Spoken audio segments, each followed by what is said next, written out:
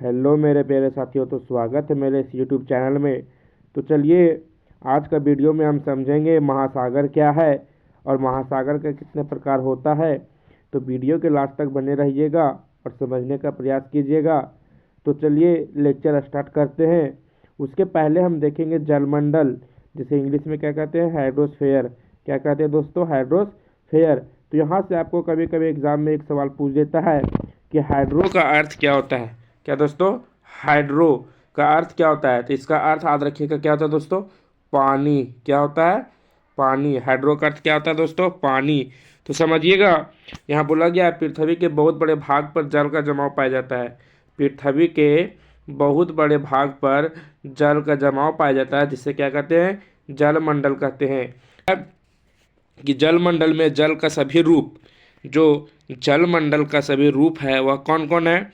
जैसे महासागर, नदियाँ, झीलें, हिम नदियाँ, भूमिगत जल तथा वायुमंडल की जलवाष्प सभी सम्मिलित है। तो यहाँ से भी आपको एग्जाम में कभी कभी पूछ देता है कि जो हमारा जलमंडल का जो जल का सभी रूप है वह कौन कौन से है। पहला महासागर, दूसरा नदियाँ, तीसरा झीलें, हिम नदियाँ, जिसे ठीक है। पांचवा भूमिगत जल। कौन है दोस्तों? भूमिगत, यानी भूमि, जैसे पानी गिरा, ठीक है, वर्षा हुआ, वर्षा होने के बाद कुछ जल भूमि के अंदर क्या होता है, पानी रिस जाता है, तो उसी को हम क्या कहते हैं, भूमिगत जल कहते हैं। तथा वायुमंडल के जलवाष्प सभी सम्मिलित हैं। ठीक है, अब आगे समझिएगा। पृथ्वी पर 71% जल है। कितना है? 71% जल है तथा 29% भाग पर स्थल का विस्तार पाया जाता है। यानी पृथ्वी यानी पूरा 100%, उसमें से 71% मात्र जल पाया जाता है और 29% ही भाग है जो हमारा स्थल का विस्तार है। यानी जिस भाग पे हम रह रहे हैं, जिस पृथ्वी पे हम रह रहे हैं, उसमें 71% जल है और 29% ही भाग है, स्थल है जिसमें हम निवास करते हैं। उसी में जंगल, झाड़, पहाड़, पर्वत, मैदानी भाग, सारा उसी में 29% भाग में ही सम्मिलित है। आगे समझिएगा, पृथ्वी पर जितना जल उपलब्ध है उसका 97% भाग, यानी पृथ्वी पर जितना भाग जल है उसका 97% भाग महासागरों में पाया जाता है। इसमें से 2% भाग बर्फ की चादरों के रूप में जमा है तथा 1% से कम भाग ताजे जल के रूप में है। अब समझिएगा यहाँ पे क्या बोल रहा है कि जो हमारा पृथ्वी पे 71% जल है, यानी यह पृथ्वी पर टोटल 71%, तो वह जो टोटल 71% है वह खुद में एक क्या है, 100% है। ठीक है दोस्तों, समझिएगा, यानी जो हमारा पृथ्वी पे 71% जल है वह खुद में एक 100% है। तो उसी 100% जल में, उसी 100% जल में पृथ्वी पर कितना, 97% से अधिक भाग जो जल है वह कहाँ पाया जाता है, महासागरों में पाया जाता है। यानी जो हमारा पृथ्वी पे 71% जल है उसमें से 97% भाग हमारा जल कहाँ पाया जाता है, महासागरों में पाया जाता है। और इसमें से मात्र 2%, कितना, 2% भाग जो है क्या है, बर्फ के चादरों के रूप में जमा है तथा जो शेष 1% से भी कम भाग बच गया, यानी टोटल 97 और 2 99 हुआ। अब 1% बचा हमारा, उसमें से भी 1% से कम भाग, कितना, 1% से कम भाग ताजे जल के रूप में है। यानी जो हमारा पृथ्वी है उसमें टोटल 71% भाग है, उस 71% में 97% भाग जल क्या है, महासागरों में है, जो एक खारा जल है, ठीक है, जिसे हम पी नहीं सकते हैं।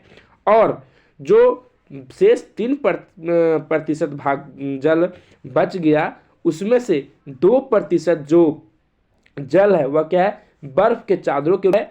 और जो शेष 1% बच गया उसमें से भी आधा, उसमें से भी कम क्या है, हमारा सिर्फ पीने का पानी है, यानी ठीक है। आगे समझिएगा, दक्षिणी गोलार्ध में जल का विस्तार अधिक है और यह जो ताज़ा जल है वह क्या है, दक्षिणी गोलार्ध में जल का विस्तार अधिक है।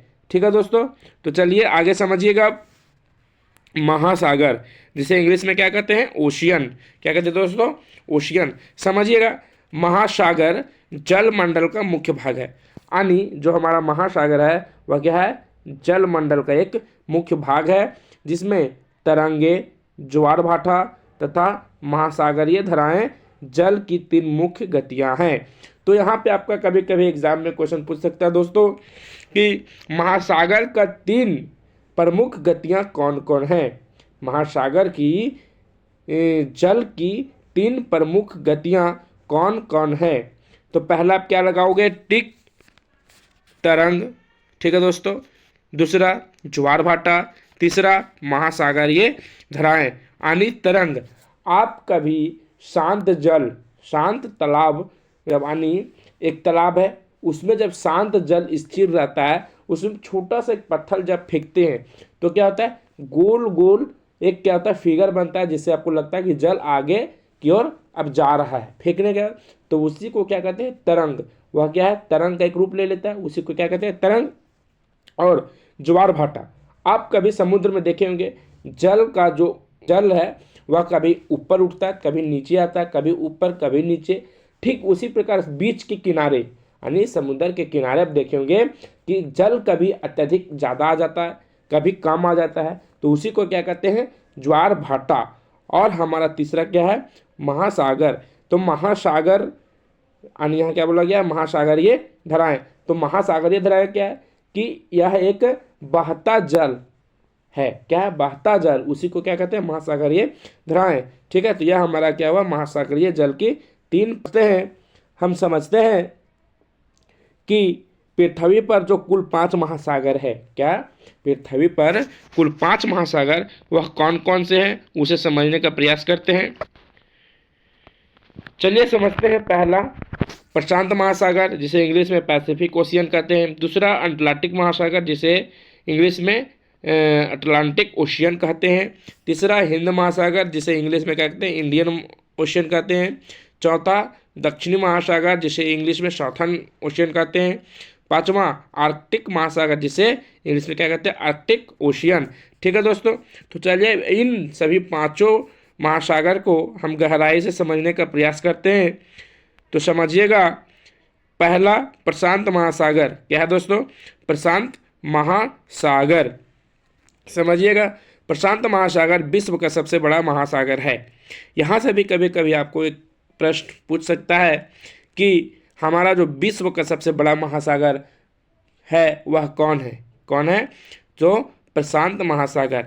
यानी यह पृथ्वी के 1/3 भाग पर फैला हुआ है। सॉरी, यहाँ 1/3 होगा, ठीक है, यहाँ त्यागी लिखा गया है, टाइपिंग मिस्टेक है। क्या होगा, यह पृथ्वी के 1/3 भाग पर फैला है। पृथ्वी का सबसे गहरा भाग मेरियाना गर्त है, जिसकी गहराई कितनी है, 1122 मीटर है। ठीक है, यानी पृथ्वी का सबसे गहरा भाग बोला जाए तो कौन सा गर्त है दोस्तों, मेरियाना गर्त, जिसकी गहराई कितनी है, 11,022 मीटर। यह कहाँ पे, प्रशांत महासागर में ही स्थित है। यानी जिस प्रकार से मान लीजिए एक हमारा यह क्या है, गर्त है। ठीक है, यह गर्त है, तो यह गर्त यानी गड्ढा, यह जो गर्त है यह कहाँ है, प्रशांत महासागर में ही स्थित है। और इस गर्त का, यह जो गर्त का भाग है, यह भाग है, इसकी गहराई कितनी है, 11,022 मीटर। ठीक है दोस्तों, 11,022 मीटर। तो समझिएगा, जो प्रशांत महासागर में स्थित है। ठीक है, प्रशांत महासागर लगभग वृत्ताकार है। क्या है, प्रशांत महासागर लगभग वृत्ताकार है। यानी प्रशांत महासागर का जो शेप है, क्या है, आकृति है, वह कैसा है, वृत्ताकार है। ठीक है, एशिया, ऑस्ट्रेलिया, उत्तर एवं दक्षिणी अमेरिका इसके चारों ओर स्थित है। यानी अब आगे समझते हैं अटलांटिक महासागर, जिसे इंग्लिश में क्या कहते हैं, अटलांटिक ओशियन। ठीक है दोस्तों, तो समझने का प्रयास करते हैं अटलांटिक महासागर को। अटलांटिक महासागर विश्व का दूसरा सबसे बड़ा महासागर है। यहाँ से भी कभी कभी आपको सवाल पूछ सकता है कि जो हमारा विश्व का सबसे बड़ा दूसरा स्थान पे आने वाला महासागर कौन है। तो आपका आंसर क्या होगा, अटलांटिक महासागर। क्या होगा दोस्तों, अटलांटिक महासागर। ठीक है, तो समझिएगा।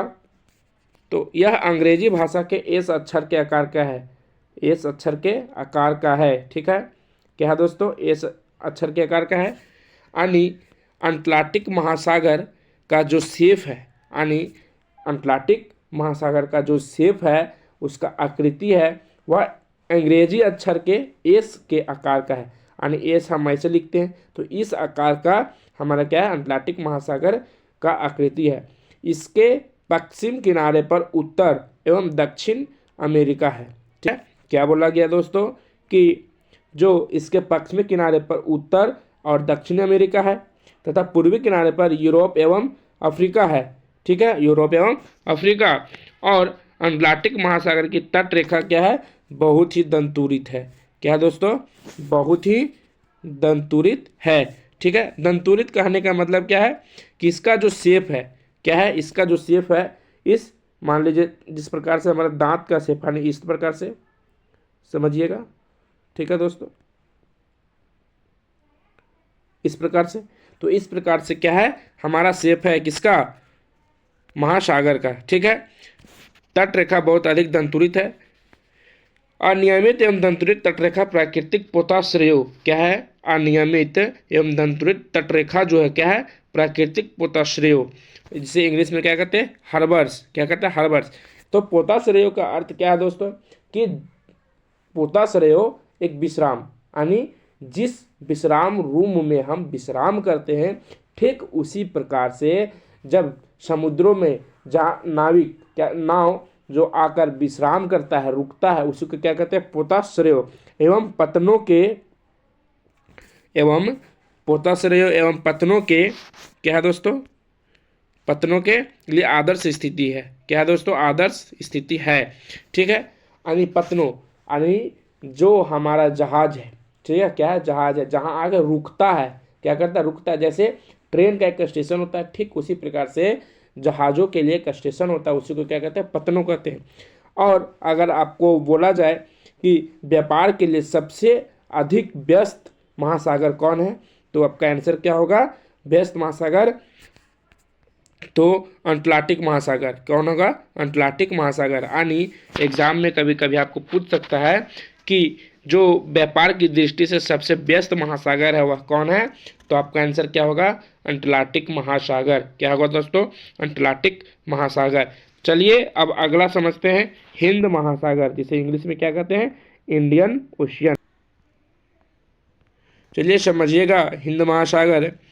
तो हिंद महासागर एक ऐसा महासागर है, क्या है दोस्तों, हिंद महासागर एक ऐसा महासागर है जिसका नाम किसी देश के नाम पर, यानी हमारा भारत देश के नाम पर ही रखा गया है। ठीक है, जिसका नाम किसी देश में कौन है, हमारा भारत देश ही है, जिसके नाम पर हिंद महासागर नाम रखा गया है। यह महासागर लगभग त्रिभुजाकार है। इसका जो हिंद महासागर का जो आकार है वह क्या है, त्रिभुजाकार है। इसके उत्तर में एशिया, पश्चिम में अफ्रीका तथा पूरब में ऑस्ट्रेलिया स्थित है। यानी हिंद महासागर, जिसे इंग्लिश में क्या कहते हैं दोस्तों, इंडियन ओशियन, इसका नाम किसी देश के नाम पर, यानी भारत के नाम पर रखा गया। और यह महासागर लगभग त्रिभुजाकार है। इसके उत्तर में एशिया स्थित है। कौन है, एशिया, पश्चिम में अफ्रीका तथा पूरब में ऑस्ट्रेलिया स्थित है। ठीक है, चलिए अगला समझते हैं। आर्कटिक महासागर उत्तर ध्रुव में स्थित है तथा यह उत्तर ध्रुव के चारों ओर फैली हुई है।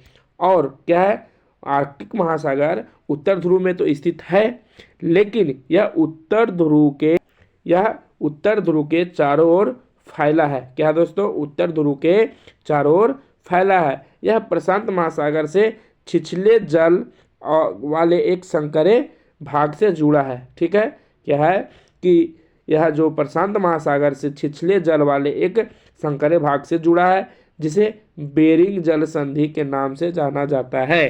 क्या है दोस्तों, यह जो हमारा आर्कटिक महासागर है, यह प्रशांत महासागर से छिछले जल वाले एक संकरे भाग से जुड़ा है, जिसे बेरिंग जल संधि के नाम से जानते हैं। यह उत्तर अमेरिका के उत्तरी तटों तथा यूरेशिया से घिरा है। क्या है, यह उत्तर अमेरिका के उत्तरी तटों तथा यूरेशिया से घिरा है। ठीक है, अब समझिएगा यहाँ पे, यहाँ क्या बोला गया दोस्तों, छिछला जल, क्या बोला, छिछला जल, क्या दोस्तों, छिछला जल और बेरिंग जल संधि। तो चलिए समझते हैं इसको। मान लीजिए यह हमारा जल का भाग है और इसके बीच में भी जल है। ठीक है, इधर भूमि इधर भूमि। तो यह जो बीच का जो भाग है, बीच का भाग में जो जल गुजरा हुआ है, यानी इस ई वाला भाग जल और ए वाला, यह जो दोनों है वह क्या है, प्रशांत महासागर और हमारा आर्कटिक महासागर को, कौन, प्रशांत महासागर और हमारा आर्कटिक महासागर को क्या करता है, जोड़ने का काम करता है, जिसे क्या कहते हैं, बेरिंग जल संधि। ठीक है, और जो है अब आगे समझिए कि लास्ट हमारा क्या है, दक्षिण महासागर, जिसे इंग्लिश में क्या कहते हैं, साउथर्न ओशियन।